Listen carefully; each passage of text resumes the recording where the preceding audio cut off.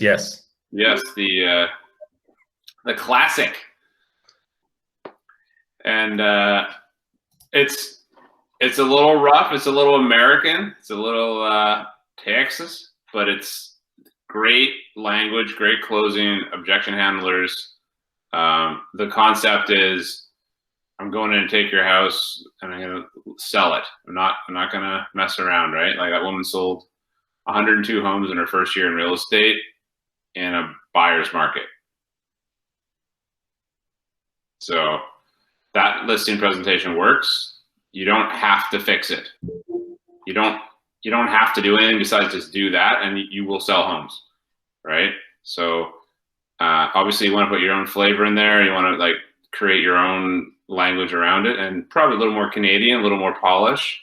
But that's a really good starting point about how the conversation can and should go to ensure that you're taking motivated sellers. Like she just checks in around their motivation. She checks in around their pricing, right? So yeah. Anyway, what were your ahas from it? What did we take away?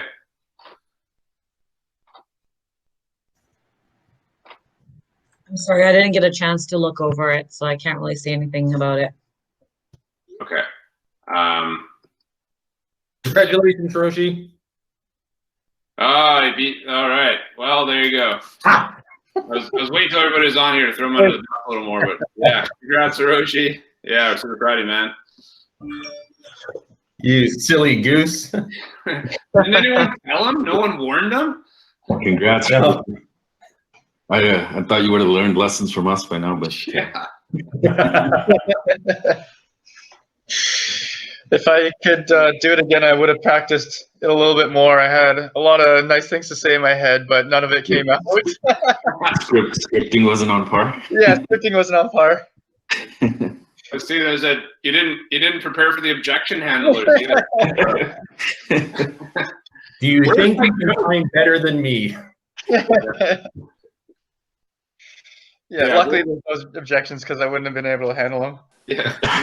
Will you give up hockey for our third child?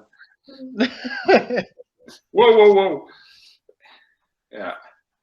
Cool. Yeah, man. That was my win over the weekend. Yeah, you win.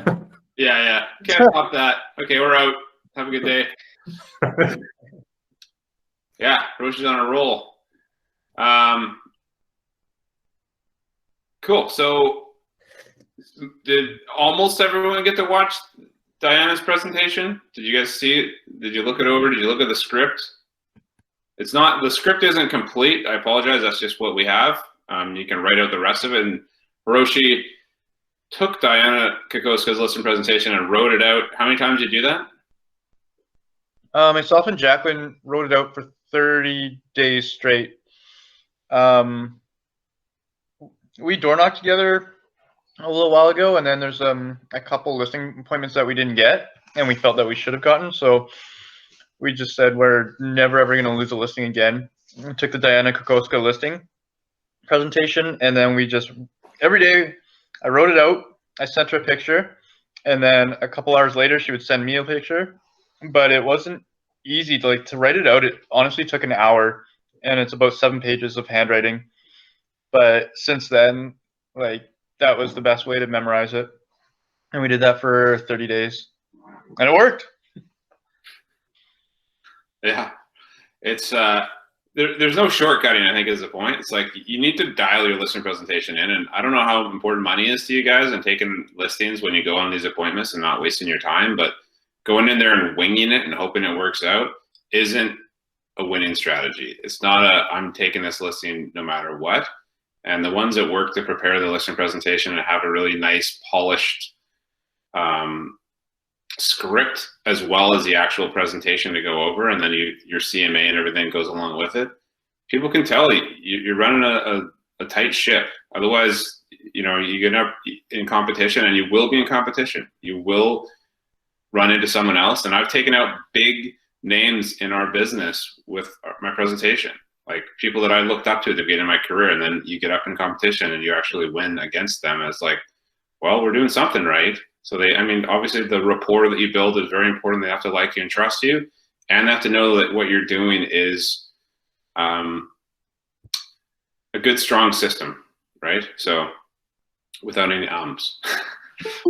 Right. So yeah, that being said, we'll quickly run through your weekend. Like, how did everybody do? Do you guys have some good wins or ahas, or what? Anyone want to share any appointments, listings, closed deals? And Dina's been busy. She can't wait to share what happened. Your win over the weekend? I had an amazing weekend. So with the immense help from Hiroshi, who coached me along the way, I sold my listing. Congrats. Thank you. That's a big win. And thank you so much, Hiroshi. I probably annoyed the heck out of him.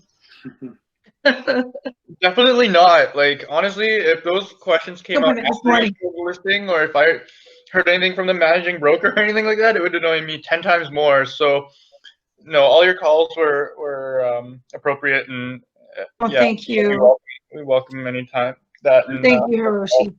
And that's the reality. You're doing business all Yeah. day long. We're happy to answer those calls. It's the, well, what if I get business calls that we're Yeah. like, well, when you go get it, we'll talk to you, but don't worry about something that's not on fire, right? Yeah. So, No, thank you. Thank you. I reached out to a lot of people. So thank you to everybody who helped me. And I just went on a listing appointment this morning. holy well. cow, good start to your day. Nice. Yeah. So, but I wanted to kind of ask you guys if we could do more CMAs for it on Friday, because I'm going to go back to them with even more details. Of course. Yeah, that's the plan. So if you're good for Friday, we can wait till then. Yeah, absolutely. Yeah, perfect. Thank you. Definitely. Good job. Good start to the week. Now one more tomorrow and the day after, every morning before you get out of bed. Yes. I like it. Anybody else? What else happened this weekend? I had a showing on Sunday. The house that my clients are looking at is around the 10.5 range. Turns out they've now increased their budget, so we can look up to 1.2 now. And I've spoken to their mortgage broker, so we'll most likely pass on the house that we saw and actually move up to the 1.2 range, just because I feel like they have more opportunity if they have that budget there to bump it up rather than stick around the 10.5. So now I'm going to be, because even the 10.5 didn't meet everything that they wanted, but I feel like with the increase in budget, we should be able to meet everything. So I'm excited about that.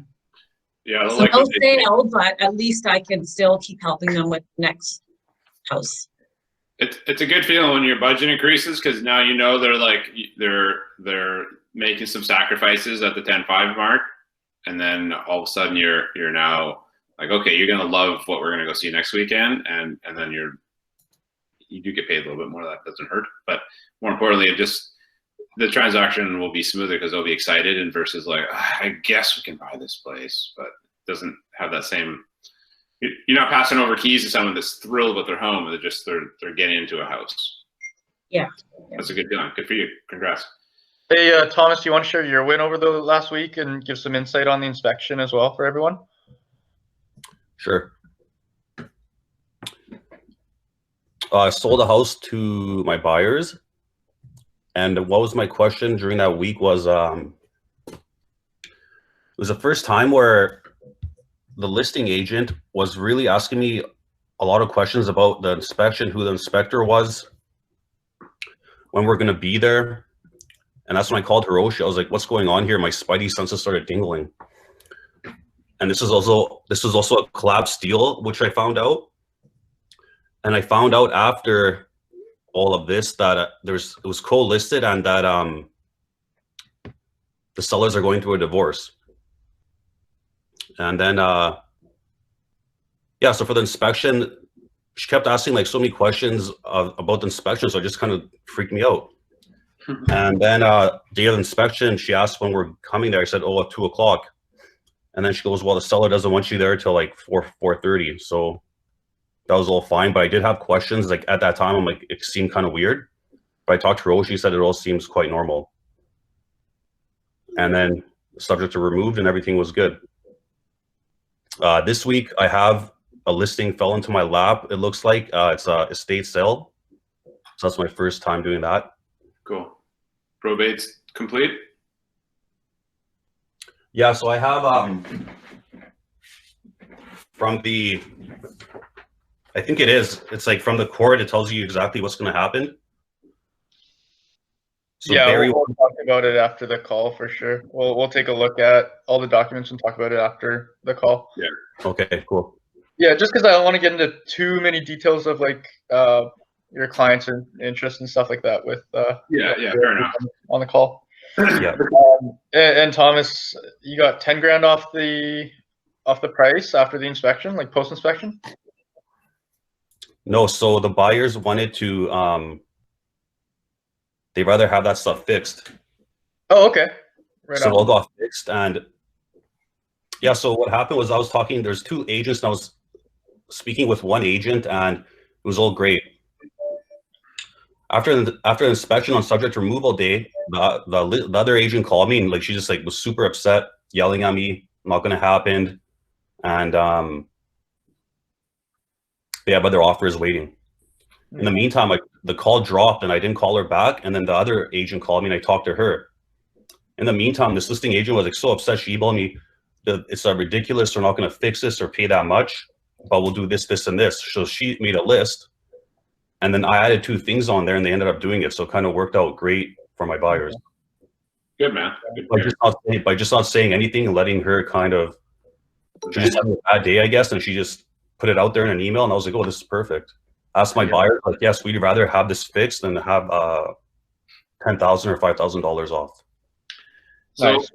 I'll bring up a quick point when you're doing that is depending on the situation, what type of stuff it is, but when end up okay, a couple things. One is the type of buyers you have. So if they're like handy, able to fix things, able to manage contractors, versus they may get taken advantage of by their naivety and like a tradesperson may come in there and just like way over price out a job or something.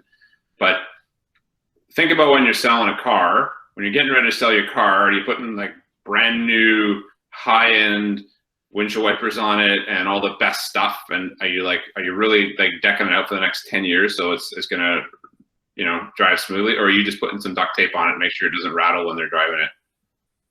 You know what I mean? Yeah. So when someone's trying to fix something on the way out of their house, they're not going above and beyond and making it bulletproof for the next 10 to 20 years. They're literally just going to fix it enough so it doesn't get caught up in your potentially. Yeah. You understand the mindset of someone like, hey, I'm getting off of my plate and put it behind me. Is it good or is it good enough? Mm-hmm. Yeah. So is it great for 10 years? Like, if you're gonna, have to repair something, they're just gonna do the bare minimum. Versus if you want something done right, do it yourself. Old adage. Well, it's probably a good thing to keep in mind. So you really want to monitor the work being done, make sure it's done with licensed professional tradespeople, invoices provided, all that kind of stuff. So. Actually, that was going to be a question I just always forget because I was like 4 days ago, I already forgot everything that happened pretty much.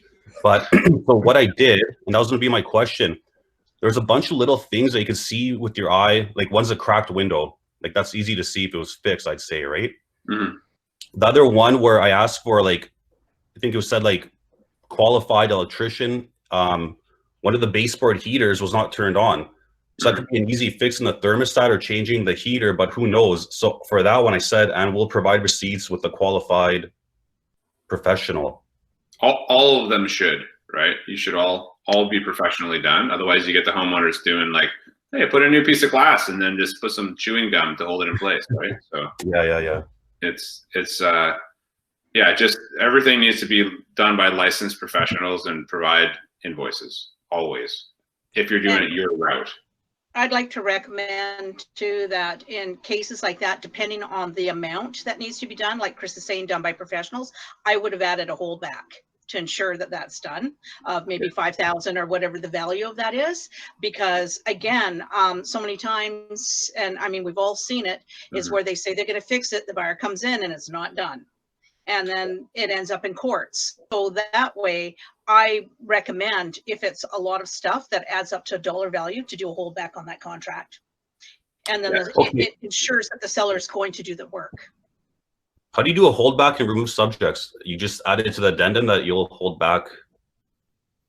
Absolutely, because you guys were already negotiating what needed to be fixed. So what I would have done on that addendum of what was to be fixed and say, this will be a holdback, ensuring that the items are fixed. Once we're provided with professional receipts, the holdback will be released.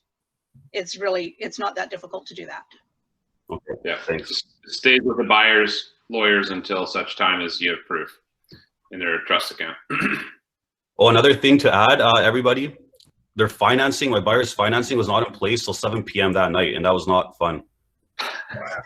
So you're negotiating like in a hot market, and then the buyers are like adding other things on. I'm like, man, I don't want to deal with this, like taking out a closet. I'm like, let's get the financing in place and hopefully get this stuff fixed. And yeah, the moral of the story is make sure they're, because I talked to them a couple of months when we first sat down, and they were good to go, but I didn't get it in writing, not in paper. And what happened is their son might have been a part of the financing, and he switched jobs in the same industry and was on probation. That was an issue, and they used the bank, and I don't think that the person at the bank was the strongest mortgage specialist either. So yeah, it wasn't fun finding out 7 p.m. that night of subject removal that they're good to go. So there you go. Good learning experiences. Yep. That check in. Has anything changed in your financial situation? Yes. Right. And it's. And I never told them don't change your job, or you need to let me know if you buy a car, don't buy a boat. Like that's part of the things we've learned is make sure they don't make any purchases or switch jobs, I think. And to The bank should do that, but unfortunately, the people at the bank, and having worked in the bank before and doing mortgages, the bankers don't have any say. They're data inputters, okay, and a lot of them are doing GICs, RSPs, opening accounts. So they're not. It's not that they're. Some of them you will find are strong lenders, but typically they're not, and they're limited to the product. But at the end of the day, they're data inputters. Everything goes through Toronto or their head office, wherever they're going. So I always recommend using a mortgage broker that has access to all the different banks, and they will go over, don't buy this, don't do that, sort of thing. So that's my recommendation. The real simple script around that is who does the mortgage broker at the bank work for? The bank. Who are they looking to please? The bank. So if you had a mortgage broker that works with hundreds of banks, who do they work for? The buyer. Who are they fighting for? Who do want to get the best deal? Who do they provide service to at a high level in order to earn your business? Right? So it's just like you got to get a mortgage broker. And then the other part of it is that as in your world, who do you trust is going to give you the information you need to make sure a deal goes smoothly and like we'll communicate with you directly around this stuff versus you try and get something out of that bank employee is like blood from a stone, right? So don't expect it. Yeah, you got to get someone working with a mortgage broker or at least having a second opinion. And then you at least say, oh, hey, the mortgage broker said they're good to go up to here. I'm good. And then you can move on with your day, right? And then you always have someone as a backup, right? So now you know that they can always fall back on that person if the bank does start, floundering in the 11th hour. Yeah, I say, okay, well, these guys also have your files, so we can move over here quickly. So good lesson. Thanks for sharing this honest, Thomas. And like, hey, congrats, man. It worked. Thank you. One more question. Quick, sorry. On an inspection, I don't know what the right thing to do is. Like, let's say this is one example. In the shower, when you close it, it sloped and it was leaking out of the shower. Now that's a small little thing. Not really. Are you supposed to bring that up? Because before I'd be like, no, it's a small thing. I don't want to like lose a deal over that. But then when I've had listings, people bring up like the smallest things. I don't know what the right thing to do is anymore. Was there case basis? Is there evidence of like water leaking and pooling on the floor and getting into the underneath the tiles or whatever's in there? No. Moisture meter that didn't get caught? There was moisture like around all the tubs and toilets, but it wasn't it was just in general. That's a tough one. It's an individual case. Yeah. I mean, you got to make that decision, seeing what the report says. But if the water is running the wrong direction, it's just a matter of time, right? It's a ticking time bomb, so it should be remedied. And I think it's anything with water is a big deal, by the way. Water is always like the silent killer. It'll screw up everything below it forever. So you got to take it seriously. And then obviously fire hazard with electrical are super important too. So, and then foundations, I guess, but everything else can kind of be fixed quite easily. If it's built, we can rebuild it. But H, want to add something? Yeah, this is why we say no two deals are the same, because for me, it would depend on the buyer.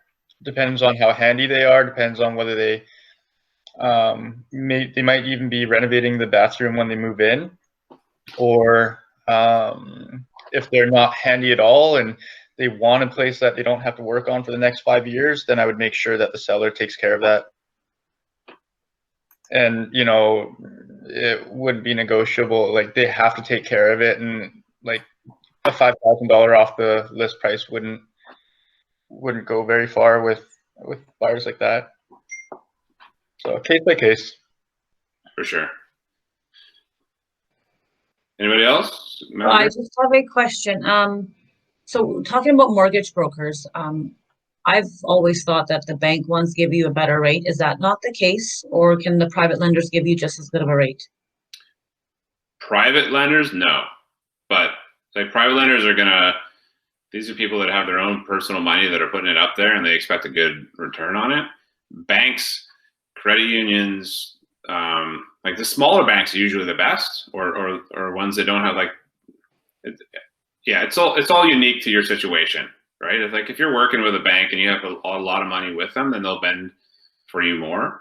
So, but yeah, like actual banks with a good credit score, you're going to get a better rate all day long. That's the only reason, and the only reason you go private is because you don't have good credit. Right. And can I add that people have to be cautious when some of the smaller places offer a really good rate for 1 year. Let's say they'll say like 2% for a year. Then the year comes up, and then all of a sudden their rate is triple the amount. Yeah, you got to read the that. next year. So then what happens is sometimes people lose jobs or don't qualify. So then they accept that next rate because they're not having to resend in all their documents. And if they were able to transfer it over to another place that's cheaper, they're going to pay legal fees for that because it's written up differently. Yeah. Okay. So that's why a good mortgage broker, and I'm not saying all banks are bad. The mortgage broker that I've used, if he can't beat a bank rate, he'll tell the clients to stay with the bank. So they all do. They're on a good mortgage broker will do that. Yeah. They're in the business of like building relationships, and the banks just want your money. So if they can't beat it, they'll say go with them. It's the right thing to do. So everybody practiced their objection handlers over the weekend. You guys are ready to handle a commission script off when someone asks if you'll do it for less money. Everyone wants to just say no. We can move on. But I'm not going to be that nice. Who's ready to handle the objection? Who's feeling brave? Well, David's unmuted. How convenient. Sorry, I'm going through a tunnel. Oh, yeah. That's awesome. Yeah, we can see you, bud. I don't have your phone calls. Anybody else want to do a battle here real quick? You'll get voluntold. Don't worry. No one's getting away from it. Not everyone wants to take on David. First one. Hiroshi and I will go. What are we doing? Oh, Thomas, you ready to rock? Yes. All right. Who wants to go first? Flip a coin. Thomas does. Thomas does. All right. Thomas, you good? I'm good. Awesome. All right. So, Thomas, another agent said that they would list my home for less money for commission. What do you think about that? Would you do the same? Oh, well, He is in a tunnel. You okay? okay. It'd be like if he's not fighting for his money, how do you think he's going to negotiate for your money? Yeah, I mean, I guess that's a good point. So, good. Is commission the only objection you have? Aside from commission, is there any other reason you wouldn't work with me? Yeah. No, I guess it really comes. I think I like what your marketing plan is. It comes down to money. So if you could do it for, 7 and 2. Okay, like what is the other agent not going to do and cut out of their marketing budget due to this discount? Oh, he didn't say that. He didn't bring that part up. Probably. Really good objections. That's awesome. I don't know. Why don't we just sign the contract and get your home sold here? Thomas is gonna arm wrestle him. Ah! Good work. Nice. All right. I will sign, sir. I'm sorry. Were you holding a knife to him when you said that? It's his stern look on his photo. That's Yeah. what got me.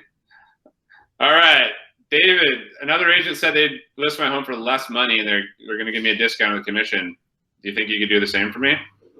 I would say they're going to give you a discount. That sounds like a great deal. Why didn't you just jump on the chance for that?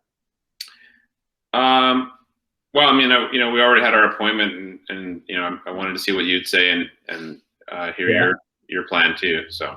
Okay, that's fair. Like I'm half Italian, so the whole idea of getting a deal sounds great.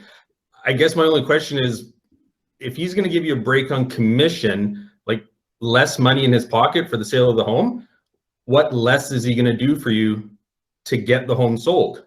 Like if he's doing less money, he's offering you less. Like when we discussed what I'd be doing to sell your home for you, like through the sign on the ground, the MLS, my social media, everything that I included, like obviously he's not doing the same amount, is he? I guess I'd have to see what he's actually going to do if we're going to get that kind of a break. Yeah. Yeah. Like for what it's worth, I'm worth what I get paid, because what I bring to my buyers and sellers, it's well worth the value because I work for everybody the same amount. Okay, well, do you think you could just take off like a couple $1,000 because it means a lot to us? Yeah, I'm going to say no, but I will give you the option that if you list with me and we sell the home in less than 7 days, I will give you a kickback because I didn't have to work that hard because it sold that quick. Okay, that sounds reasonable. Right? Or the other way of looking at it is if your home sits on the market for 2 weeks, 4 weeks, 6 weeks, and at some point we're talking about a price reduction because the market's not liking the number that we're picking, I'm going to be earning every single penny that I'm going to get out of the commission because it's taking me that long. True. Yeah. Okay. So it sells in 7 days. You'll give me a kickback, and then.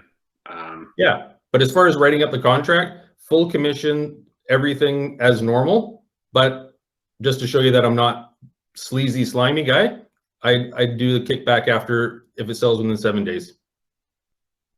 Okay. Good. I don't know. Yeah, sure. All right, let's do it. Let's roll the dice. Okay, I'll put my knife away. Nice. Good work, fellas. Yeah, two totally different scripts, by the way, right? Like very, very much asking a lot more questions.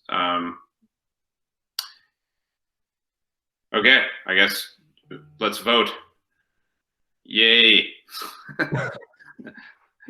Who's let's not do that. Let's just keep it going. I think I just like, yeah, let's just do that.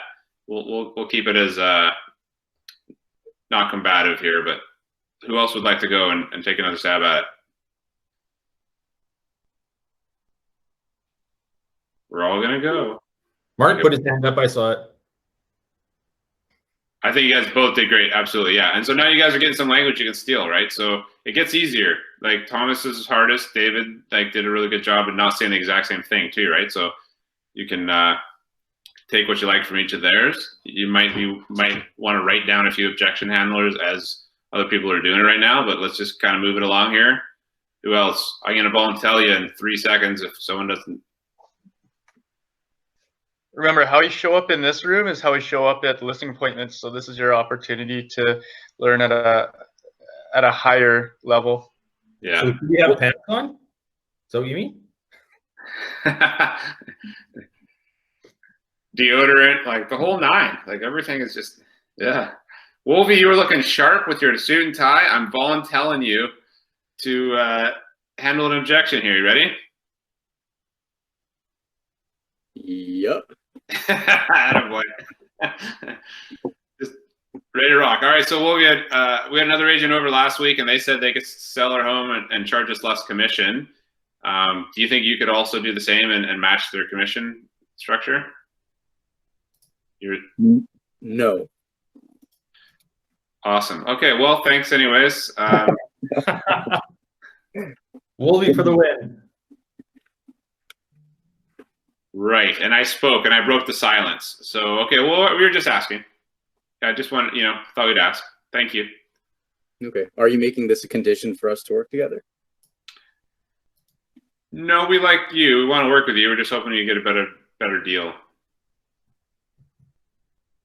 Okay, well, if I put any money into this deal now, I won't be able to bring in a buyer later on. And if the deal is close, I'd like to help it come together if it does come to it. But otherwise, I won't be reducing my commission.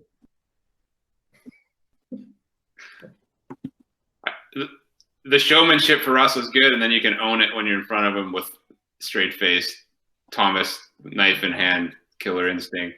But I like it. That's the thing, is being able to turn it back to, I'm not able to maybe keep a deal together if I've already given up some of my money up front, right? So good. All right, who's up? Good job, Wolfie. I didn't really pressure you too hard there. Yeah, thanks. Yeah, you're good. Hey, stepping in. Let me look at my list here. We got a good group on today. I'm looking for someone to volunteer. Otherwise, I'm gonna call out. Sure, I'll volunteer. I was literally gonna. You knew it. Yeah, you got listing appointments. I'm proud of you. Good. All right. So another agent said they were gonna do it for less money. List my home for less money. Okay. Would you be willing to do the same? No, so you need to realize that goes to the buyer's agent. 30% goes to the government and 30% goes to my brokerage. I got to pay the real estate board a transaction fee. What's left is split between the marketing of your home and providing for my family. What do you want me to cut out? The marketing or providing for my family? This is a script that I have. Providing for your family. That sounds a bit harsh. Yeah, I care nothing for your family. It's all about my bottom dollar. Yes. Okay. No, that was really good. Yes. Let me ask you, if you think I'd be willing to give away my money so easily, do you really want me to negotiate with your money? If somebody would be willing to give away their money so easily with their commission, then how will they fight for negotiating for you to get you a good price? Boom. I was waiting for that one. Okay. Yeah. Way to go. I got nothing. Yeah, good point. Yeah. Thank you. Well done. Who else? Let's move along here. Let's shape. Good job, Dina. Thank you. Totally okay to read off a script. This is all right. You guys are taking notes. Step into the ring. Let's go.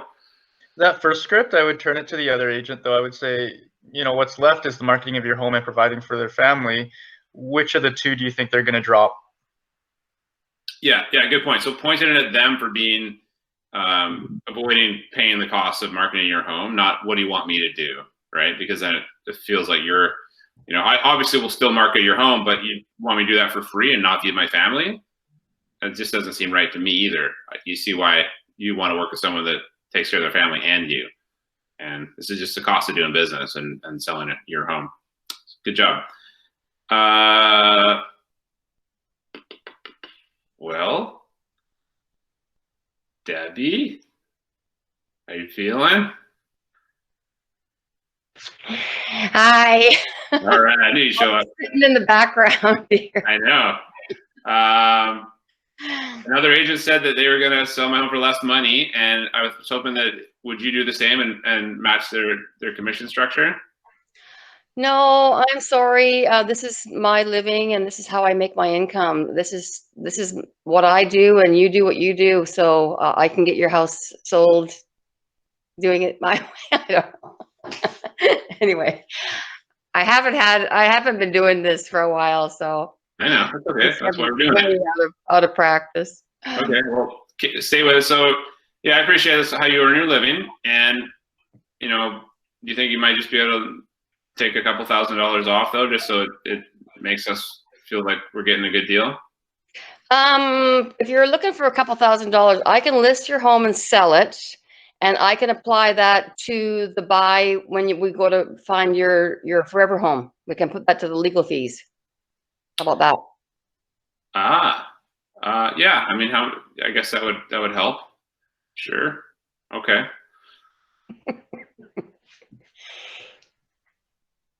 Okay. Good. We'll move on. Good job. You've done it before, I know. So, okay. Well, I want to keep going, but I also want to respect our time to get into the rooms here for our listing presentation. Does anyone else want to go? Hi, this is Manpreet. Manpreet, go ahead. Yeah, right. I'm a brand new realtor, so I haven't had any experience yet, but you can say things like, I'll bring a qualified buyer which will help, and then compared to who's reducing the commission, they might bring a buyer who is not qualified, and you might have problems removing the financing clause, or you might have problems in the future. But I will work hard and provide you the quality services. Mm-hmm. And I'll bring a qualified buyer which will not have a problem removing the subject clauses and everything, and won't have a problem in closing. So I don't know if you can say something like that. Yeah, absolutely. I mean, part of your professionalism is to make sure you're qualifying everybody and making sure that it's going to be a smooth transaction, taking care of the subjects and the contingencies in the contract, as well as negotiating to make sure they get the most money possible. Yes, yes. I'm still waiting for one more, and then I hope I hear it. Otherwise, maybe Hiroshi and I or Aman can remind you guys. Does anyone else want to take one more stab at it? Yeah, I'll try. I should try. Dylan, and we'll get to you, Shannon, right after. Okay, Dylan. I think I know which one you're looking for, but let's hear it. Dylan. Another agent said they're going to list my home for less money and give me a deal on a commission. What can you do to help match it? Well, is a reduced commission the deciding factor for us to work together? No, I mean, I like your marketing plan, and I think, we'd like to work with you, but this other guy said he'd do it for less money, and, it kind of all comes down to dollars and cents, I guess. Yeah, I understand. Well, what do you do for a living? I'm a carpenter. Okay, so if you had 3 job offers to you, one for $10,000, another for $10,000, and the other one was $4,000, which ones would you be more inclined to go to? I would definitely want the other two, the 10,000, yeah.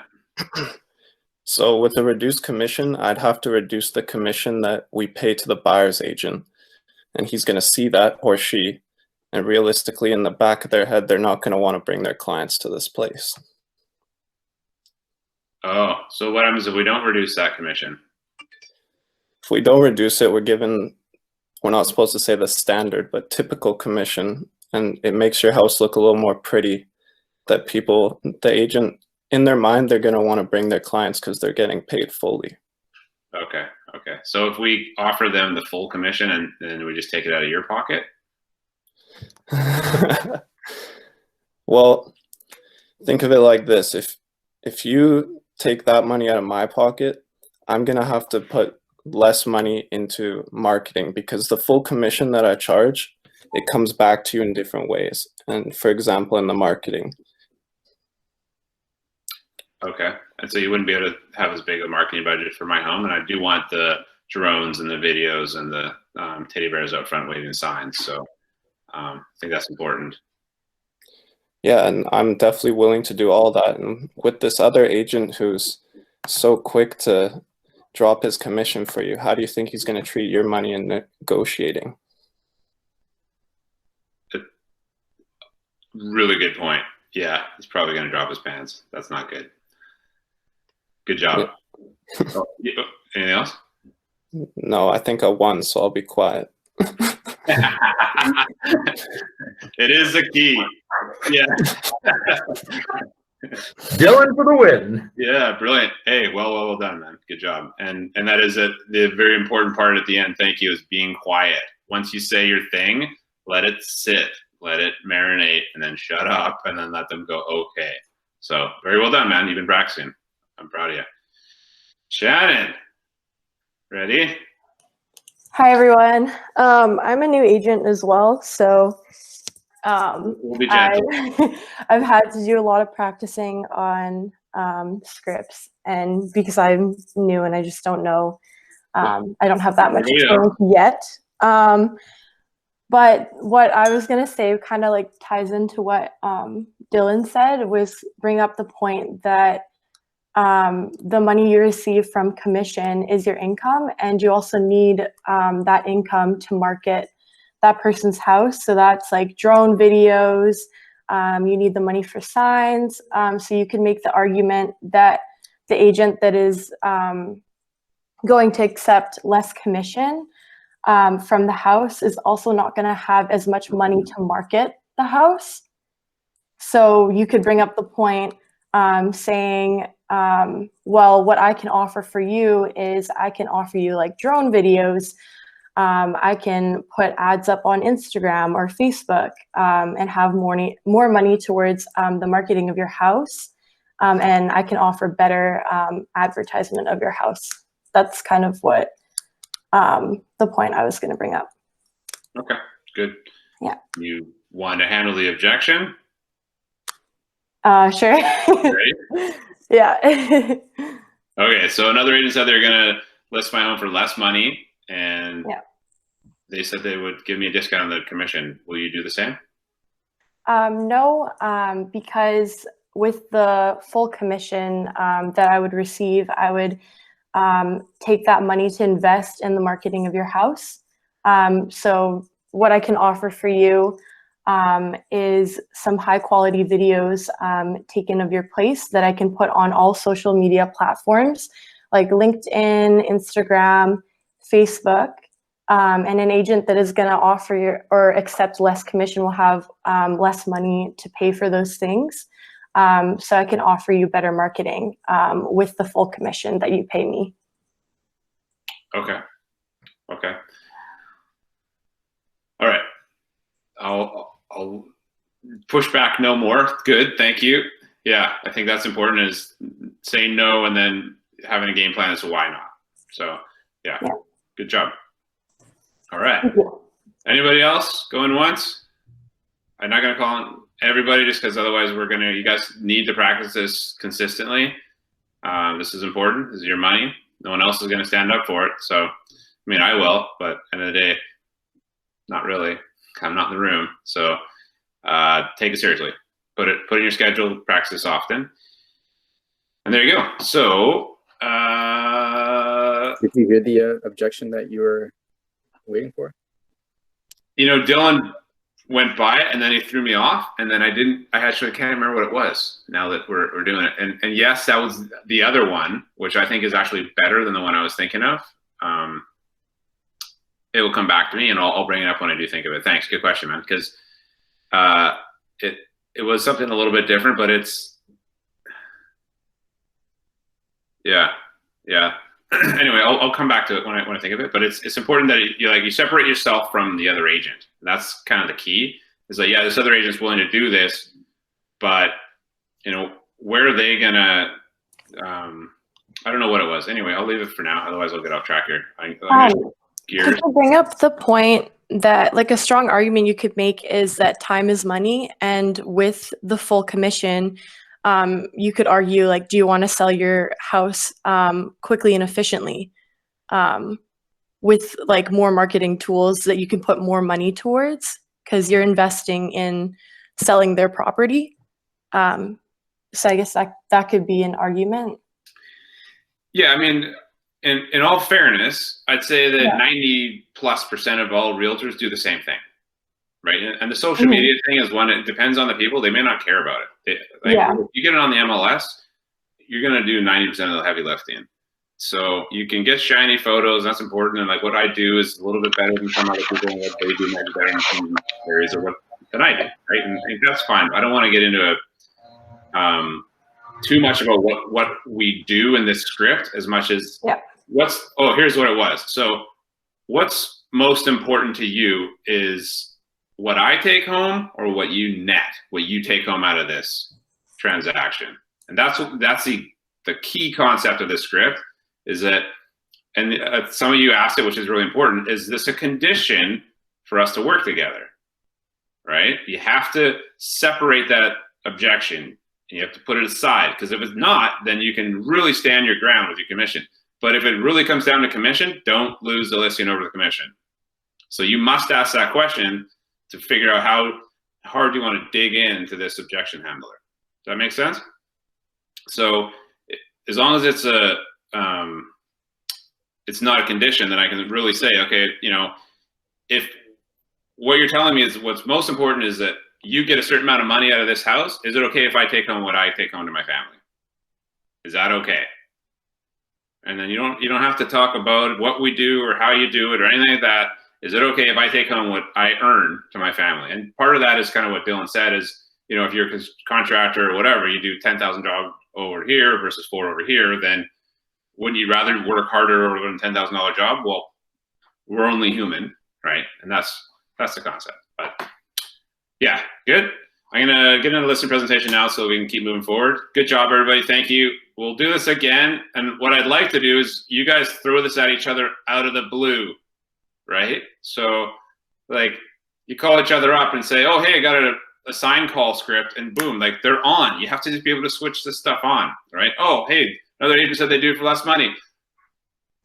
Oh, I know what to say there, right? But like these things come up all the time.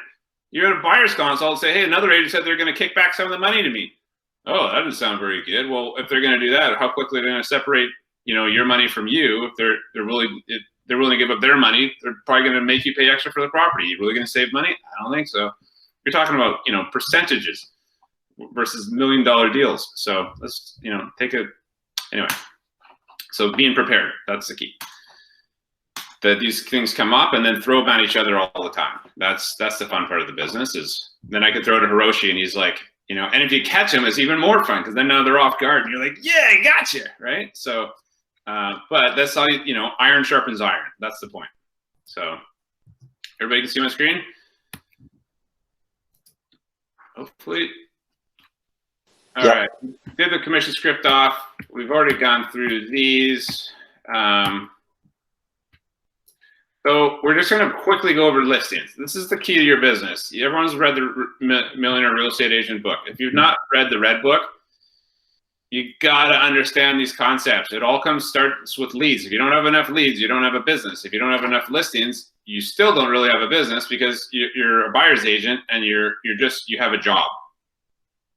That's the difference, right?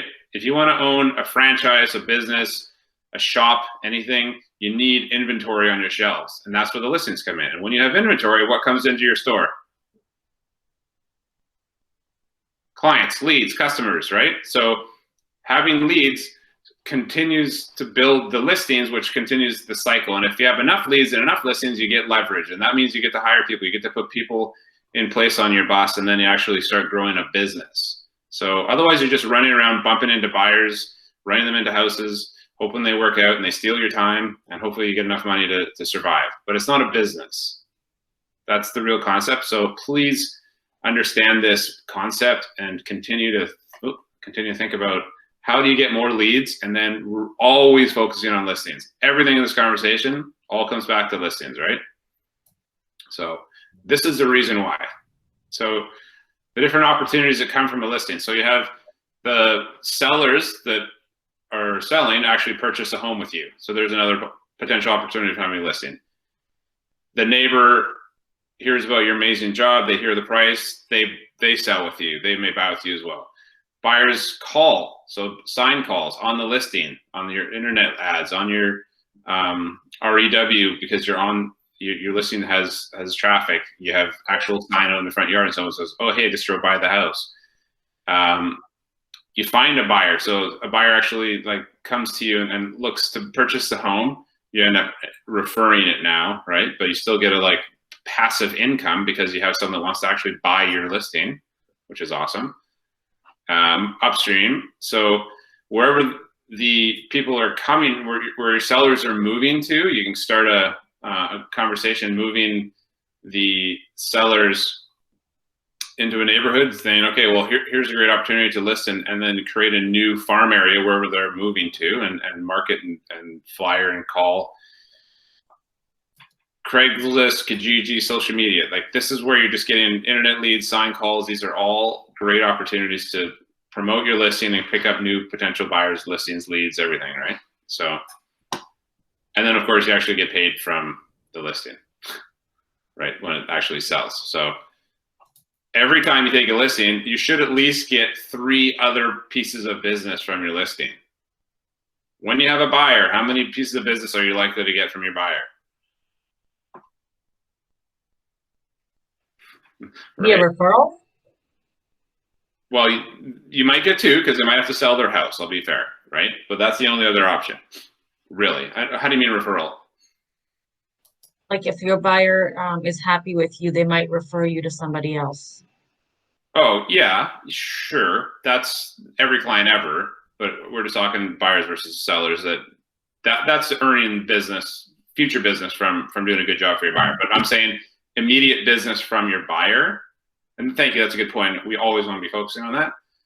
But this is like, when I have a listing, I'm getting new business from my listing. That's the point. That's what I really want you guys to find listings so you can get more business and create a business from listings. Make sense? So, oh, that was going quick. So you set the listing appointment. Congratulations, you called. They said, come on over, do a CMA for me. Holy crap. Now what, right? Now, what do I need to do to review and prepare to go over and sit down at the kitchen table with the sellers? So what's the first thing I need to do? Celebrate. All right, good. So reality is I want to know what their motivation is. So they said, yeah, come on over. So I need to figure out, like, will all the decision makers be there, right? So who's on title?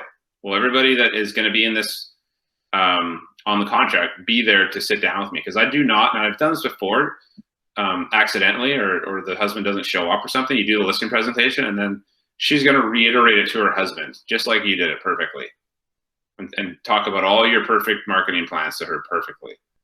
That's how it goes every time. So now the husband doesn't think that you're doesn't know you, and either you have to go back over and do it again, or they meet with someone else and they both meet them, and then they take their listing and you lose the listing because you didn't do it to both parties. It's a very important step that a lot of people don't qualify and make sure everyone, the decision makers, will be at the table, or somehow Zoom or whatever that is, right? And sometimes it's like a family member. So like the daughter is helping mom sell her home, right? Or something like that. So they need to still be part of that decision-making process. So the homework up front is, you know, obviously you have your listing presentation prepared. Now I need to know my competition. So talking to the active agents or agents who have recently sold in the area, in the complex, in the neighborhood, what's been going on? How's the market? How is it actually doing? Getting like ground level updates as to how the activity is in the area. If you can potentially get in some of the other listings and go look at open houses or preview them, that's a really good way to, like, hey, I was inside this one, it's good, but the finished ones, they were only okay, done by homeowner, they weren't really professional. This one smelled like whatever, right? So you can really get, like, sellers love to see that you've done your research and due diligence, and that really does matter. If you can get to the city, or at least look up the zoning, the bylaws, anything with strata or any new potential development opportunities in the OCP planning, that's huge, right? So in the wiki site, you have new listing. So here's some of the stuff that we just leave with you to remind you of what you'll need when you get in there. So outdated, I'm going to tell you right now that's not accurate, but so what you need to bring, bare minimum, is a DORT, privacy protected, listing contract, and a PDS. And the one thing with the PDS, make sure you bring the strata property or detached, depending, right? I always like to do the PDS in person. Everything else can be done through DocuSign now, but do the PDS in person. It's just really hard to get the details of the property without going through the PDS together. And I mean, you might do it like this now at least, and then you're gonna add initial boxes for them as you do it, whatever that might be in the situation of COVID, but you can't just send over the PDS and have them understand it. You have to walk them through it. And do you guys understand the PDS at a high level yet? Let's be honest. Yeah, Mark, you can zoom the form. I think that's a fair way to do it. You could share your screen if you wanted to like this and present the PDS, but you better know that PDS inside and out if you're going to do that. So this is zoom in on it so we can see it. Pardon me? Yeah, zoom in on the form so we can see it. It's hard to read. Sorry, man. There, guys. But good to know that if you're going to zoom in on it, you better know what the hell you're talking about. Yeah, so there's a good thing if you can't see it. So this is why you guys are practicing doing these presentations here, because now your sellers are probably going, I can't read what the hell you're saying there, Mark. Right? So the key, though, is you guys have an opportunity to present a PDS to each other right now. So how many times do you guys actually walk through the language of a PDS? You have a listing appointment and you're like learning the PDS in front of your sellers. You're learning the contract in front of the sellers. Like that is not okay. It's scary, it's reckless, and good way to lose faith in your business and your professionalism. So you guys can practice doing the presenting CPS, presenting your listing contracts and your property disclosure statement, your DORTs, your everything, all these forms. You should be practicing on each other and just like role play. Like how hard is it to do over here what I'm doing right now with the PDS or whatever? But I'm telling you right now, you need to do this stuff a few times just to get it synced in, sunk in. So I apologize for the working with the realtor. That's now just a DORT and a fin or what do you call it? Privacy protected. You'll need their FinTrack ID, figure out what their job is, everything like that. And then you have the residential data input form. You don't need to take this to the listing presentation with you. Okay, you're just gonna. What I do have is like a cheat sheet. So I want to go through what I need to know about the property. So when I get back to the office and I fill it out in web forms, the data input has all the details. Like I want to know how old the roof is, how old is the flooring or updates, or like all the details that are on the data input. So if you've never looked at data input, you better go through it, because when you get to that house, you better be making notes about the type of flooring, the type of roofing, the type of siding. All these things matter when you get to do the data input, and then you're like calling your sellers like, oh, hey, sorry, it's Chris. I forgot to look at your floors. What are those, maple? Or sorry, what type of siding is that? Is that stucco? Oh, it's brick. Oh, I didn't even look. Sorry. Like, pay attention, right? So going through that, knowing what's on here, and knowing how to take notes properly. Very, very important stuff. That's kind of it for that one. We'll move on. Any questions on that? Beautiful. I have a question, Chris. Mm-hmm. So do you have them sign PDS there at the initial listing appointment? If they're signing the contract, then they're signing the PDS and the DORT and the everything at the same time. Yeah, for sure. Okay, all right, thank you. Yeah, I mean, run your business how you want, but I don't want to be going back for second signatures. Like, I want everything done at once. I come back and I'm like, pass off to my assistant, never to be seen again, or I would scan it into my system and put it into command if I'm on a solo agent. But I'm definitely not basing signatures for 1 or 2 forms. It's all or nothing. So three forms are mostly important, right? DOTS, PDS, and privacy notice and consent, right? Three of the forms that you have them and signed. the contract, yeah, and then then FinTrack you can do at the office, so you get a picture of their ID and just figure out where they work and that type of thing, and then your you can do the data input on your own. Yeah, okay. Yeah. All right. So this is the listing presentation questionnaire I was mentioning. So it's kind of old branding here. You can make it your own, but here it's here for you. So I want to get as much contact info as I can from their just about them, who they are. So now it's like their household members, their kids' names, their pets' names. I'm trying to learn about them too. I'm building out my file for these people, right? So I want to understand like what their you know, what their game plan is, and you can add more to this. Like, you know, what's your favorite drink? How do you have your coffee? What's your birth date? What's your anniversary date? Like stuff that you want to, like, the more you know about your clients, the more likely you're building that relationship into a long-term plan. And so this is the part about the cheat sheet to making sure that you know what type of home it is. So you might just go in here and circle this, and then circle it's got a fully finished basement, it's got an unlicensed suite, like renovation. So all these little details are in here for you. If you can see this, I know it's not huge. I'm not gonna go through it all in detail, but this is the data input, which has been put onto a list for you to make sure. And then a couple extra questions, you know, the hydro bill, people ask these questions. You might wanna know, does it say hot water tank?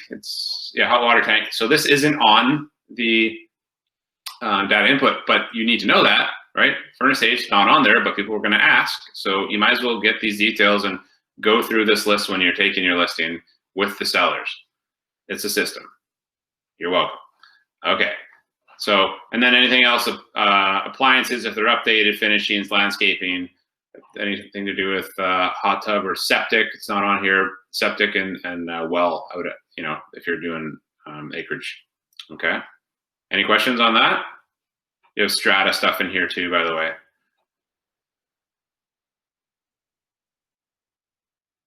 So that's listing presentation questionnaire. That's in the wiki site as well. So you guys, when you're getting ready to take a listing, just take this, print it off, bring it with you, steal it. Got it? Good.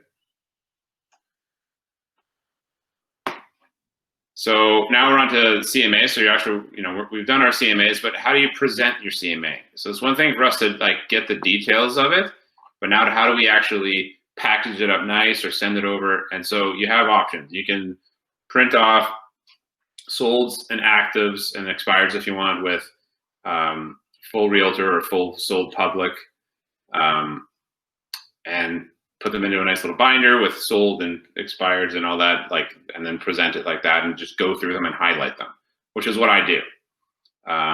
You can go to Cloud CMA and make a nice pretty presentation and do it, and you can do it on your iPad and flip through it, and it has photos and all this stuff. However you want to do it. There's no right or wrong way.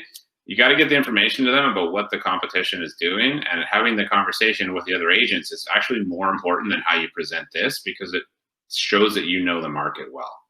And that's what they're looking for. They're looking for an expert in the market. If you're not into like the pretty CMA, it doesn't hurt to have that on top of it, but more important is don't skip this step. Make sense? So, I said I would do my listing presentation for you guys before we do it.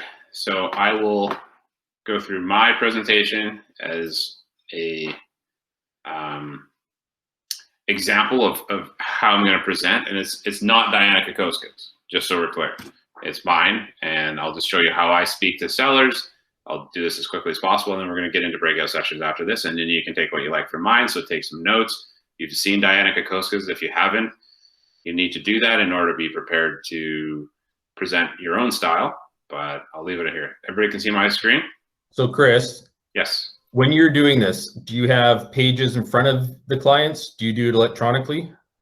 No. So, I mean, right now in COVID, yeah. So I'm basically doing, this is what I would do for sellers right now. And I just did this the other day with a buyer consultation with a couple clients. So we just went through just like this, and I just scanned through and I talked to them. On a Zoom call. On a Zoom, it was exactly this right here. Okay. I mean, less people, but same concept. And then it's a conversation, right? I'm like, okay, so what do you think about that? And then from there, we converse, and then I go through their needs and wants with the buyer consultation and what their expectations are and pricing and all that kind of stuff. And then I actually pull up Paragon, and then I did a search with them. I'm like, okay, what do you think about this? Okay, well, here's the parameters for whatever, right? And we did a map search and all that kind of stuff. So. And how long do you usually spend with them? I think this presentation, the buyer presentation, took about 10 to 15 minutes. We had a kind of upfront, like these are I'd already sold their house last month. So it was more just, okay, we're now talking about listing, and they have another property to sell before they actually do. So we're a third of the way there. So now we're just starting to get their buyer search together. But I spent probably 15 minutes because I didn't have to build rapport up front. Is my reason for telling that. So it really was just like right into the presentation after 2 or 3 minutes, versus I might actually talk a little longer if like it's an initial meeting to say, you know, what are your game plans, like, you know, and just kind of build trust. So this is 10 to 15 minutes, and then I'm into the actual, if it's a listing presentation, CMA, then I'm going to talk about actual properties, and I pull them up in Paragon and say, okay, here's an example of what's going on in the market. And I would email it over to them ahead of time so they can review it. They've looked at the photos, so now we're all talking the same language. Okay, you saw this one on 15th Street? Great. Okay, well, here's what I think about this, and here's why I think that price is probably a little high for the market. That's why it hasn't accepted yet. It's 45 days on, whatever, right? So, yeah, so this I do as a conversation with my sellers. In person, I have a booklet. I just flip through the booklet. We sit on, you know, I might sit on the end of the table and they sit across, and I just go through it together. And we just talk a little bit about the game plan to list their home and the marketing plan. That's what this is. I have another binder, which is then my CMA binder, which has all the properties in it, marketing stats, like board stats and that kind of thing. So you can also include, if you want, our KW stats, which is like, you know, our productivity per agent, our sold versus ask price, anything you want to like beef up. If you want to use, you know, we sold X amount of properties this month as a brokerage versus the other brokerages. If you feel that you're in competition, then that never hurts as well. I've stopped using them because I don't feel that I'm in competition in that sense. I think that I mostly work with referrals now, but if you need that extra level of confidence that you're in a competitive brokerage that's we're kicking ass and taking names right now. Like, you should be proud for KW. We're one of the most productive brokerages out there. So you use that leverage now. I didn't have that luxury at the beginning of my career, by the way. So, and I had it right off the bat. So I'm like, thank you so much for meeting with me today. Really appreciate your time and want to respect it. And we'll move this right along. Do you know much about KW? Most people say no, don't really. Well, actually, we're the largest brokerage in the world. We're the biggest agency in the world, and we don't brag it. That's the only thing. It's all by referrals and just a business built on just prospecting. And we are actually the #1 training and technology company in the world as well. So we're rated the #1 training company against all companies, not just in our industry, but in all companies. So we really respect people that are lifelong learners and education, and you know, it really speaks to me, and that's why I love the brokerage I work for so much. So however you want to put that, but you should touch on the fact that you work for the biggest company in the world. You just don't need to brag it, so you sound humble and modest. At the same time, like, yeah, we're kind of a big deal, but we don't need to tell everybody about it because everybody tells us. And that's how we met, right? So through either prospecting or referrals. So anyway, so a little bit about the company. I just leave it at that. So from there, there's a little bit about my group, my team. This is an old one, unfortunately, but this is one that popped up on my email. So we have client care manager and people that take care of you. Everyone has their own role in the team. They have specialties in certain areas they specialize in. It all comes down to communication, though. And however we move along the process, we need to keep you up to speed on what's happening. So if we have a listing live and buyers are coming in and having objections, I need to get that feedback to you as soon as possible and the best way possible. And this is a moment for us to make sure I say, okay, so, you know, it's text, email, phone call, what's the best way for us to get that feedback so we can adjust? And I always use the wet dog smell as an example. Let's say we had a terrible smell in the house from a wet dog. how do we fix that so the next buyer's coming through, don't have the same objection and move on, right? So we just need to get that out there quickly. You know, then obviously when we have offers and things, we'll use either email or bigger files that come through that way, but text is usually the fastest way to reach me, and as well I find with my clients, or we can get on a WhatsApp chat, however works for them, and I kind of set that standard, and then we'll kind of get into that. So right now, I'm sure you guys are doing like everybody else, mostly shopping online, and that's the starting point for most home purchases these days, is that they're looking online. A lot of people just find the home online, and then they find the real estate agent. So our job is to really promote the home online in its best possible light, and then secure the real estate agent to come in and show the property, and showcase the home best as possible to that agent to sell it back to their buyers. So once that's happened, we've done the lion's share of the work, and we'll bring in the buyers and hopefully get them onto into a contract.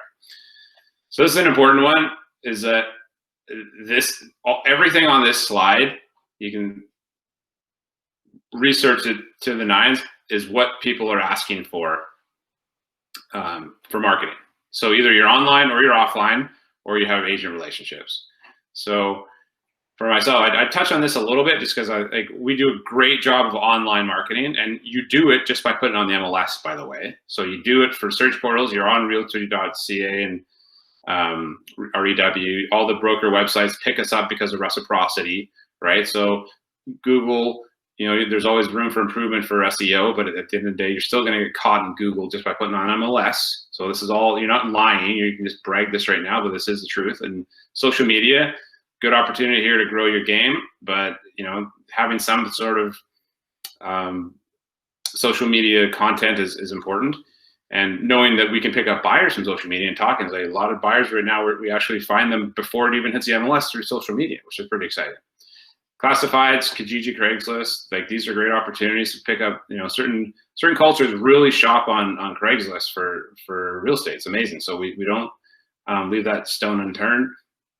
Obviously online, we met because I was door knocking, right? That's how I got to know you guys. So yard signs obviously work. We get sign calls. We're able to direct the buyers into the home once we've pre-qualified them. VIP open houses, having friends and neighbors coming through and creating that aura of exclusivity, really good standard. When COVID's not working, realtor tours, having all the buyers, agents in the area, bringing them through the house, and we get some great feedback around pricing and condition for your home, which is very important. Word of mouth, we bring through. We promote your home in every direction possible, and you know, you never know where things come from just putting that out there. And obviously we do some print media, but it's not one of the best uses of our expenses. We'll say it's not a great return on investment. And agent relationships, like I was saying, is so important that we promote the home to the agents, because they're the ones that bring the buyers. So we'll send out flyers, electronic flyers, virtual tours that get sent to them so they can share it with their buyers. Obviously promoting at realtor office meetings, when you got a property, we want to pitch it to all of our 300 plus agents, right? And then communicating to them what they liked, and how do we take an interested buyer and turn them into a contract, from handling objections around the home. And we have a really good relationship with the agents in our neighborhood, in our local area, and that's the key, is being a strong advocate in the realtor community. So you have a great connection with other realtors. So the stronger those relationships are, the easier deals are, you guys. If you're likable and easy to reach and easy to communicate and being professional, they want to work with you. So being that person means that you can showcase that in these appointments. Say, hey, you know, I know that agent, great agent, good friend, easy to work with. So, and this is a quick staging consultation. I just leave it with them, really. So the basics, the living room, all these things, there's just going to get a honey-do list of what they would like to do with their property. So leaving it with them and saying, you know, here's a starting point. So prior to our staging consultation, when she comes through the home and walks through it with you, these are some things to get started with, and then just preparing them to have it showcased in its best possible light, right? So all of our listings get the same royal treatment. They get professional photography, professional videography. Certain listings get drone photography if needed, depending. Print media flyers. So they get high quality brochures, flyers, floor plans. We have different options. I typically like the black and white one because it has more details that people can actually understand and read. But if the younger generation likes these shiny ones and they can understand it, then, you know, depending on the product that we're selling, we use these for different types of properties. So older generation, younger.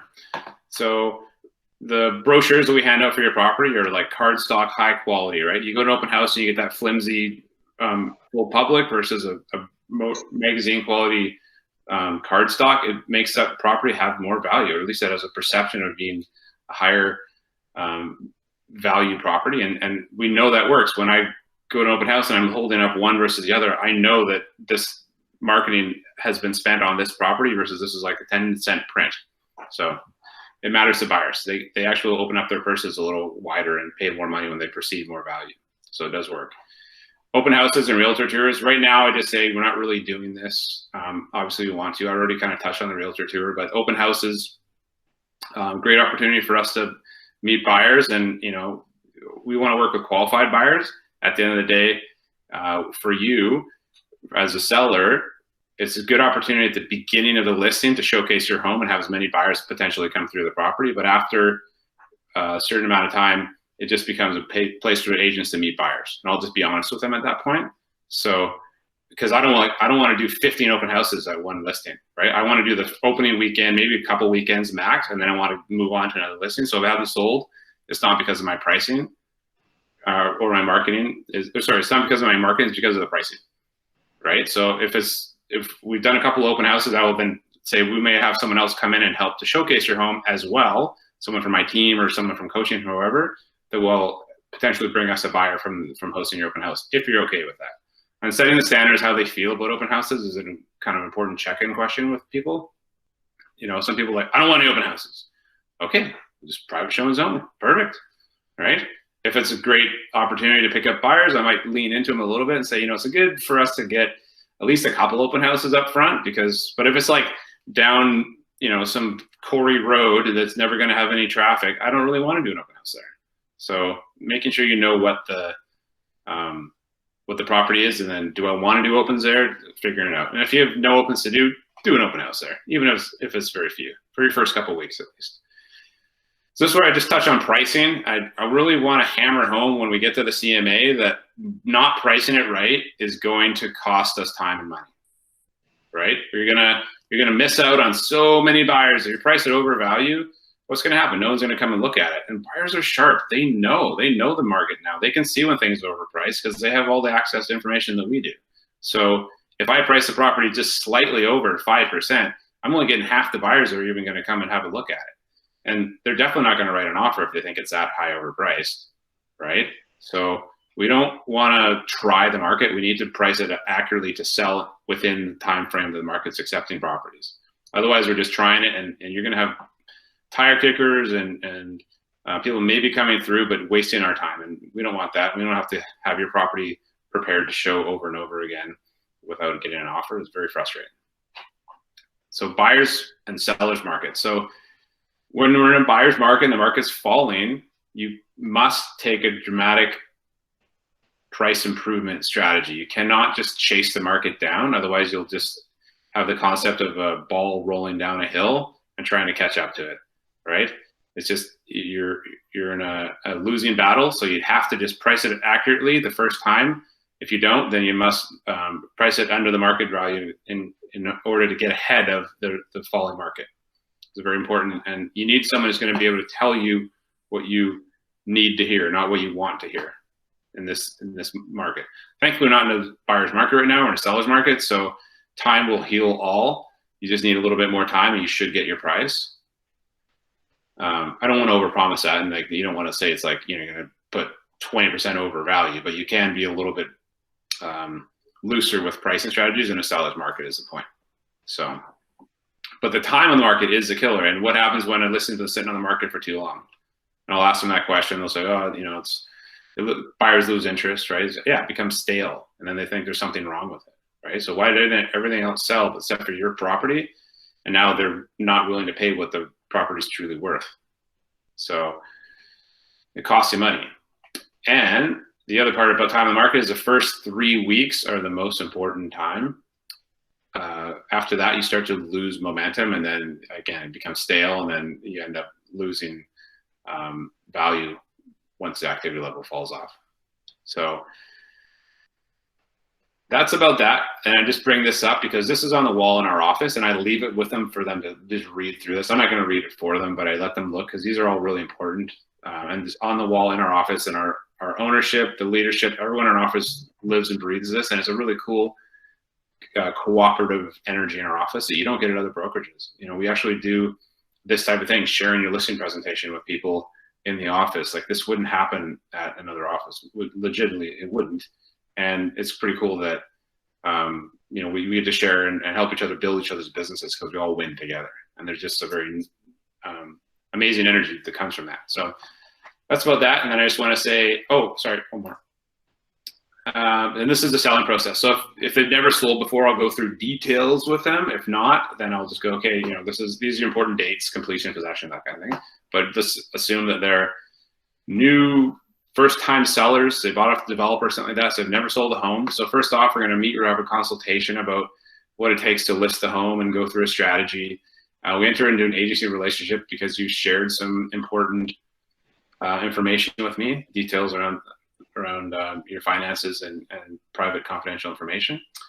We were then going to get some staging advice and then basically put a marketing plan together to get it out to the right portals and online, offline, everything. And then as soon as we hit the market, we're going to start showing the property to prospective buyers. And we may put a strategy in place for a direction and presentation of offers. Otherwise, when we do receive offers, we'll review them with you and negotiate on the best price, terms, dates, conditions for you within that offer, and then go back and forth until we get an accepted offer. And once they have their clauses, they will then remove them, do the due diligence for inspection, appraisal, financing, all those things. And then once those are satisfied, the awesome day of putting the sold sticker up comes, and you guys are now a firm deal. And you may get to go shopping or whatever they're doing. And then we arrange for the movers, cancellation of insurance, forwarding all the documents over to the lawyers and notaries. And then the day comes of completion, which is when the funds transfer into your account, and then the title moves over into the buyer's names. And then usually a day or so later is when the possession date happens, and then you hand off a nice clean house with keys to the new buyers. Any questions? Perfect. And this is just a thank you from my group to you for the opportunity to sit down with you guys today, and really appreciate your time. And if you have any questions, and then, so this is not interactive because there's too many of you. I don't want to have questions, and that's basically my presentation. So it would have gone slower because I would actually ask and engage and say, how do you feel about that? Does that make sense? Do you understand? So, right. So that's me just dumping on you on this presentation, but it's not a conversation, if that makes sense. So I would almost every slide just check in and go, hey, do you understand? Does that make sense? Were you aware of that? Whatever, right? So, okay, so that's pretty much that. Thoughts? Now you can stop. Feel free to chime in, and then we'll break out into sessions in a minute. Any ahas from that? So real quick before I jump on, then I move into the CMA from there. Then I go into the pricing, right? So this just sets the stage. This is sort of like the artsy side of stuff, where like, here's what we do, here's our brag. And if I already know people, that's like a 2-minute conversation. I just leave them that seller presentation and I move on, because they know that I know what I'm doing. I don't have to earn that. But if I'm in competition, I will slow it down a bit because I want them to know I got a really good game plan and I'm polished and I can do a good job for them. Makes sense? Is it safe to say that what you just went through, you're not necessarily editing it for each property? Like, I don't want to use the word generic, but it is. It's 100% generic. Okay. Yeah. So that's, I don't have it on me, but I have a printed booklet that I take with me to every listing presentation, and I leave it with them. And then the CMA is my properties and my stats and like, the auto prop details from Paragon. And so this is literally just like, here's our marketing plan. Here's what we do. Here's how we promote ourselves. And really, that whole thing I just did is not about this home, by the way. It's about the next property, right? It's about, I mean, if I'm in competition, it's about this home. And then it's like, okay, I've got a game plan. And here's what I'm going to do to make sure we promote your home. And so I could really leave it on someone's doorstep if I'm in, you know, going after expireds and say, here's what we're going to do for your property.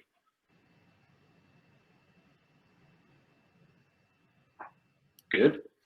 And end of the day, you can combine them both. And I used to combine them both into one, but we just kind of moved in a different direction with the previous group. And I kind of like this because now I can use this presentation in several different directions, right? And it's vanilla, so I can print off 50 of them. So I save money on printing, and I can have them. Actually, the printing quality is like, again, it's like brochure, magazine quality cardstock, the whole brochure. So it feels really nice. It's like, it's pretty impressive brochure, and it doesn't cost a lot. They're like $6 or $7 per. I used to print my stuff at the brokerage, and I printed off on the color printer, and it was like $10 to $12 a brochure. So I'm saving money doing it this way, but I had to pay some money to have it built out. That's the only thing. So yeah, but if you guys have any editing qualities in Canva or whatever, you could do this yourself. So just take the content and yeah, run with it. So any other questions?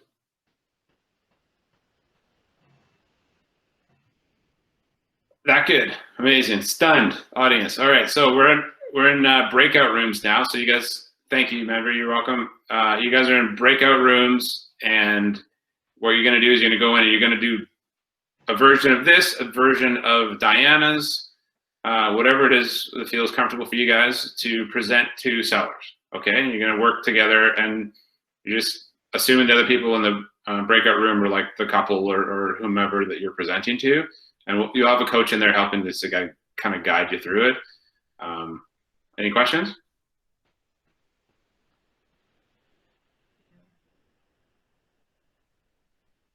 Perfect. Okay, so jump in. So Aman, do you have breakout rooms set up? Everybody knows where they're supposed to be going? I think you just click on there and it'll show that you've left the meeting.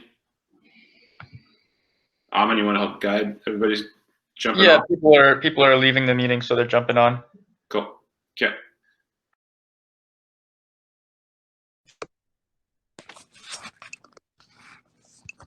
We're back. All right. Good. Few of us. I'll wait for everybody to jump in and then see how that went. So that's kind of a test run. See how it flowed.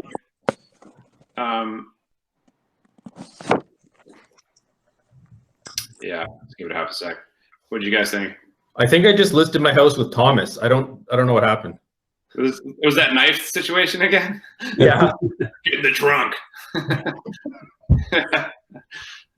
You know what I noticed is I was going through the bold Diana Kokoska script. Yeah.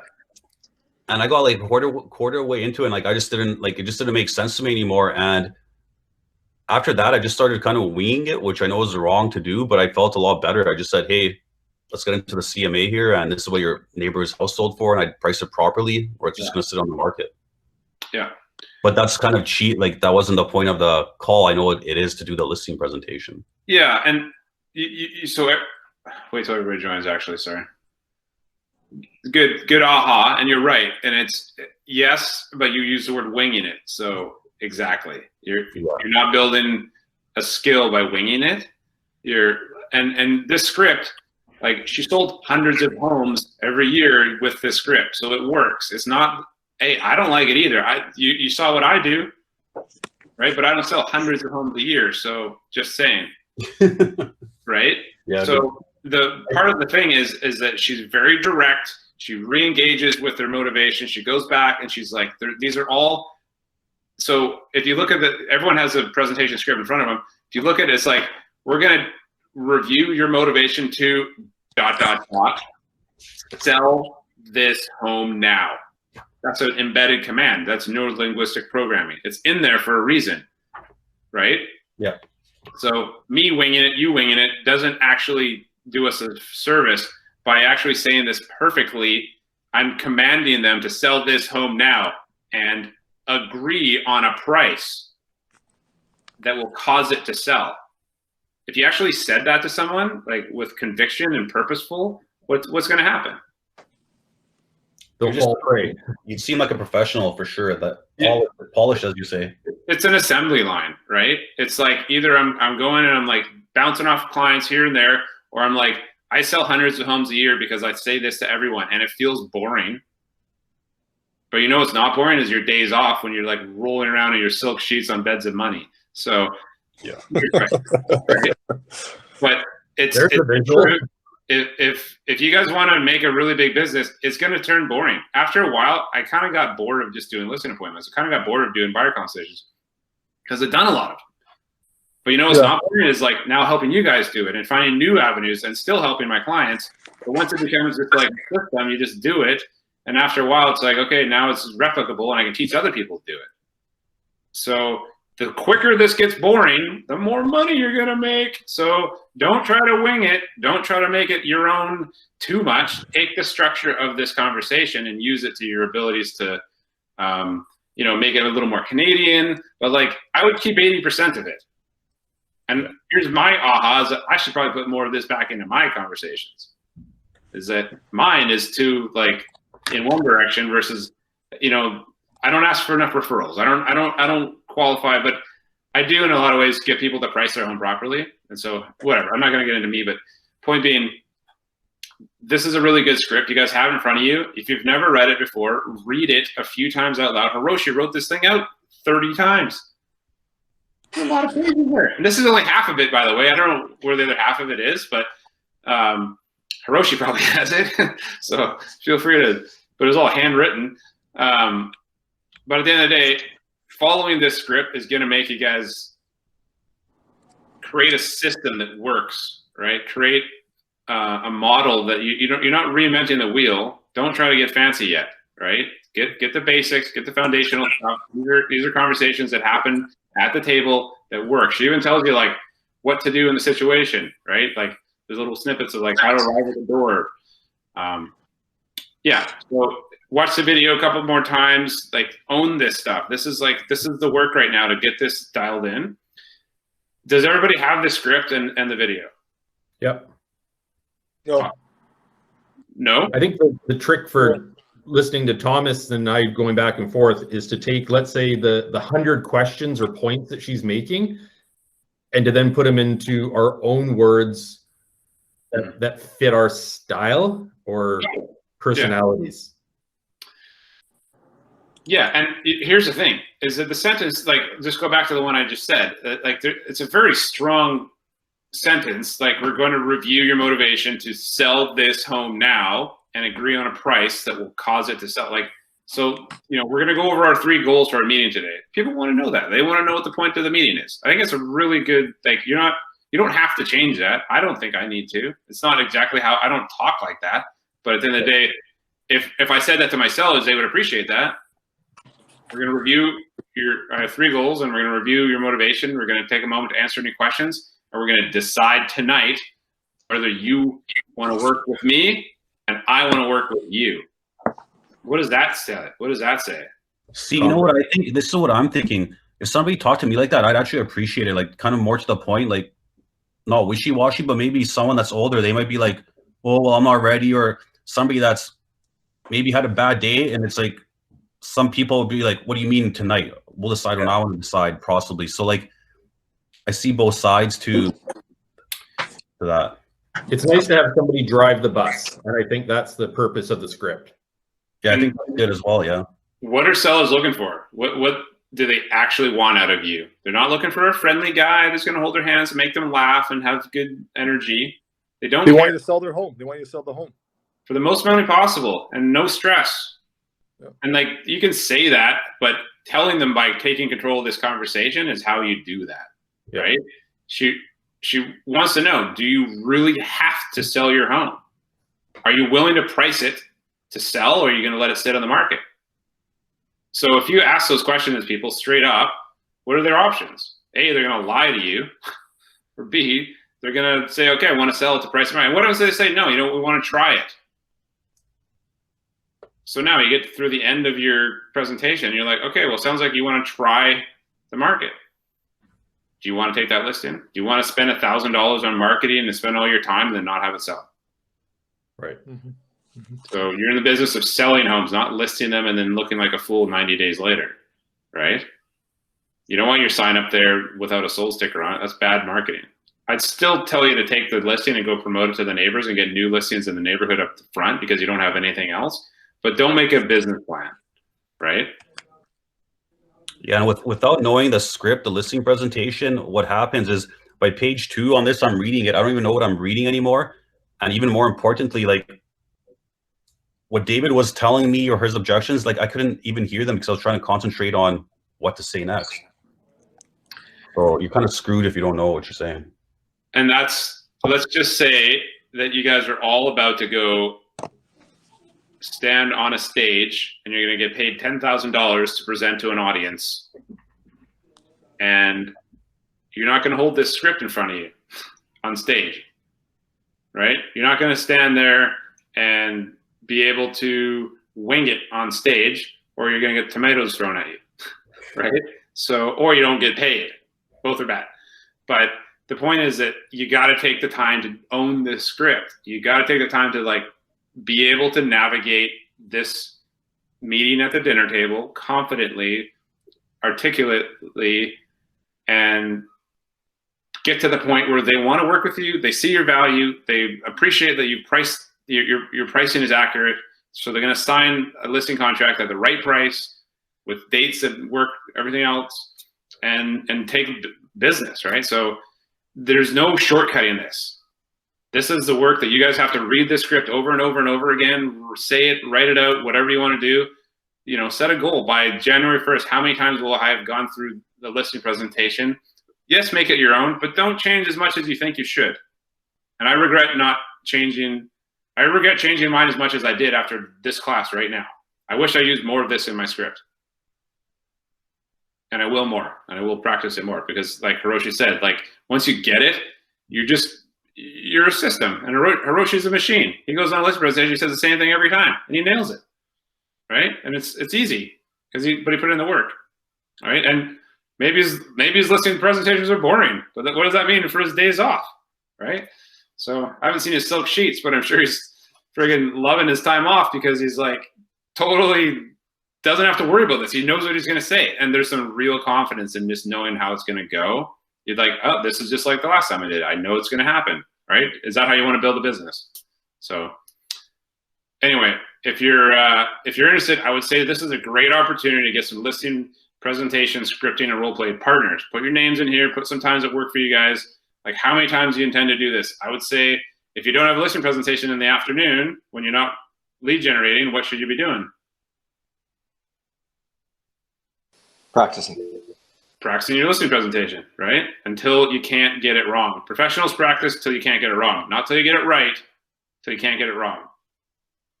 That's professional. And you guys all want to be professional realtors. Everyone wants a career out of this, right? So how fast do you want to be a professional realtor? How many times are you willing to do this? 4. Ain't enough. Sorry. But it's the truth. Just own it, own it, own it, own it. Cool. Thank you for sharing those, guys. Any ahas from that other than David and Thomas? Mark, you're on the same line. Anyone else? Did you get to do it? Rob has some good commission objection handlers we're working on there too, so that's good. Maybe threw him a curveball.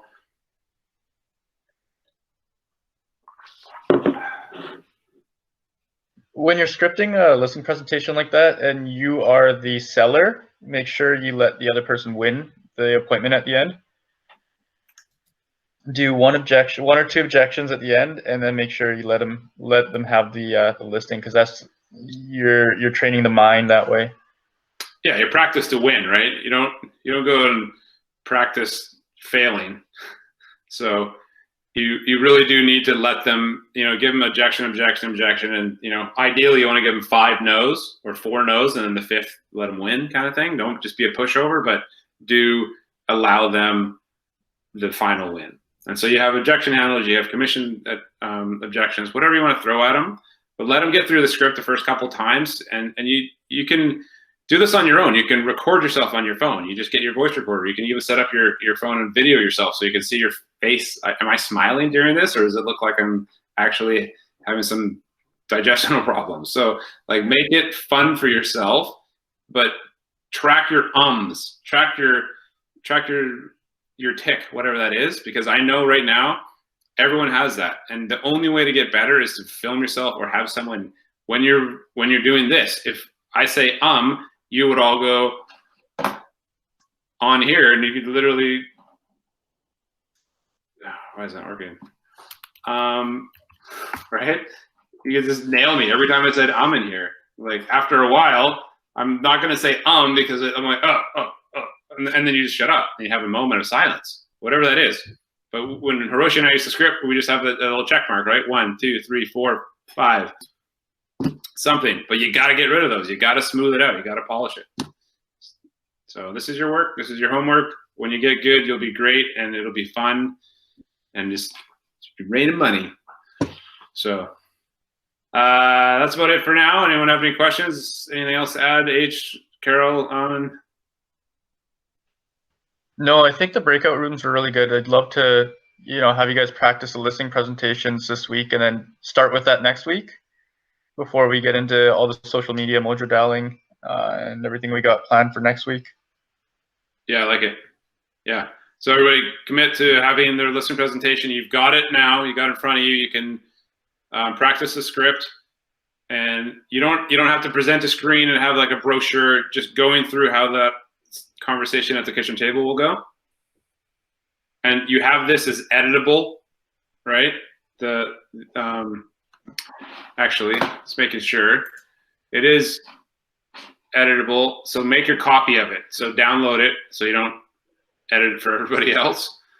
But make a copy, like bring it into your drive and create your own version of it, whatever that might be. And then maybe add to the end if you want to just clean it up at the end.